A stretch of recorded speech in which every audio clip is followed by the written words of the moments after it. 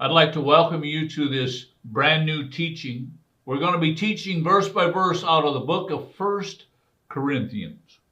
Now, when I was praying about what book to go to next, the Lord said, go to First Corinthians. And I said, Lord, what's the reason? What's the purpose behind First Corinthians?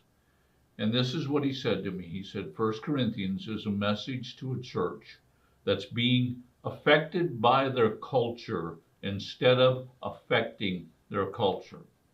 I many times wonder why we are spending millions and probably even billions of dollars on churches, buildings, programs, and all that stuff, and yet it seems like the culture is moving further and further away from godliness.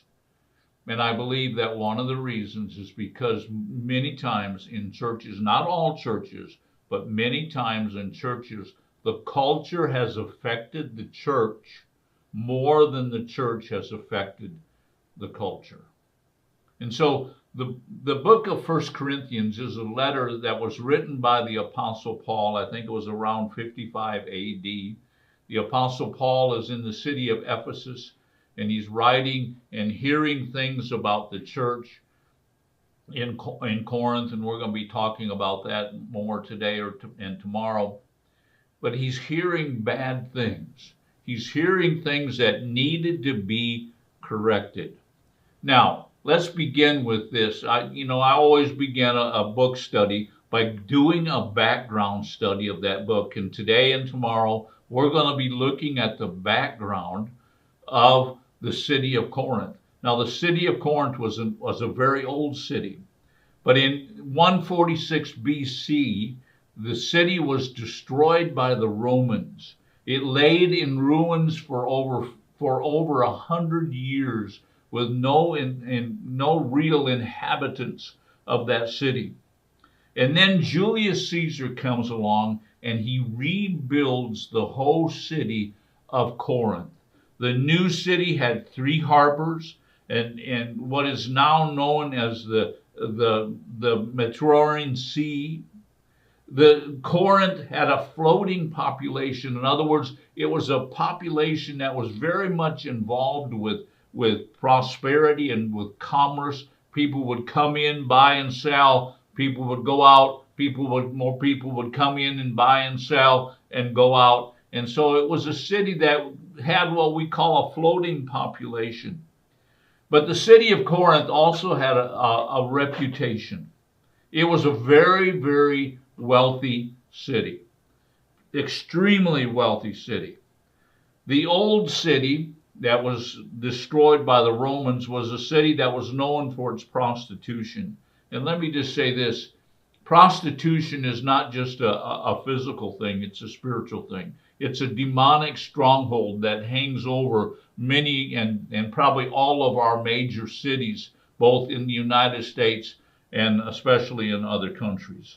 It was a city that was known for its wickedness. In fact, there was a term.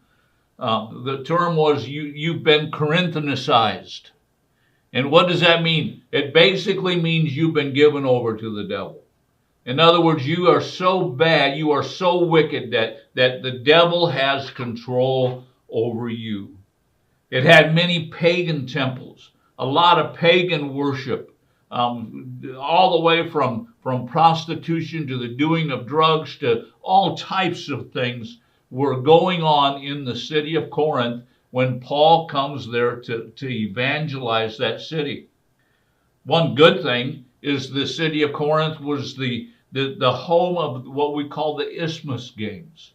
And I believe personally that the Isthmus Games were part of were the forerunners to the Olympics. Do you enjoy the Olympics? Yeah, I enjoy the Olympics as long as they leave politics and wokeness and all that other stuff out of it. I enjoy the Olympics. Hopefully you do. And so the games were very important. And one of the things that makes it a little bit different than some of our Olympics is that there were a lot of nautical games, a lot of games about sailing and things like that. These games were very important to the culture of the city of Corinth. Can you imagine those games? People are coming all around from the world to compete in those games. All through the Roman Empire, people are coming to compete in those games, and that brought in prosperity. It brought in all kinds of stuff to the city of Corinth. Now, that's enough about the city of Corinth. What about Paul and the city of Corinth? Let's turn to the book of Acts, the 18th chapter. In the book of Acts, the 18th chapter, we find the beginning of the church at Corinth. And this is what it says in verse 1. After these things, he left Athens and went to Corinth. And when he found a Jew named Aquila, a native of Pontus, having recently come from Italy with his wife Priscilla, because Claudius had commanded all the Jews to leave Rome. Now, who did he find in Corinth? He found two people, Aquila and Priscilla, and they are very important in the history of the Corinthian church. They've been kicked out of Rome. Claudius has wanted to rid Rome of all Jewish people. And he goes on and it says in verse 3, and because he was of the same trade, he stayed with them, and they were working for the trade. They were tent makers, and he was reasoning in the synagogue. Now notice what it says, he's reasoning in the synagogue. You see, something happened to the Apostle Paul when he left Macedonia. He goes into Athens, he is all alone, and I believe that the Apostle Paul was extremely affected by loneliness. In fact, it says in 1 Corinthians, the second chapter, verse 3, it says, I was with you in weakness, in fear, and much trembling. The word weakness is actually the word for sickness. He was there in fear and much trembling. Now, the Apostle Paul gets to Corinth, and he finds tent makers. And he's reasoning in the synagogue, and the reasoning means to present a discourse. He wasn't really preaching the gospel with fire like he used to preach.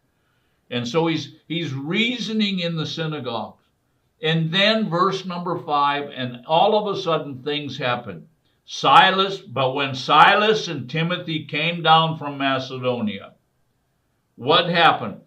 Paul's traveling companions came down from Macedonia. You know, Jesus said, go out in twos and threes.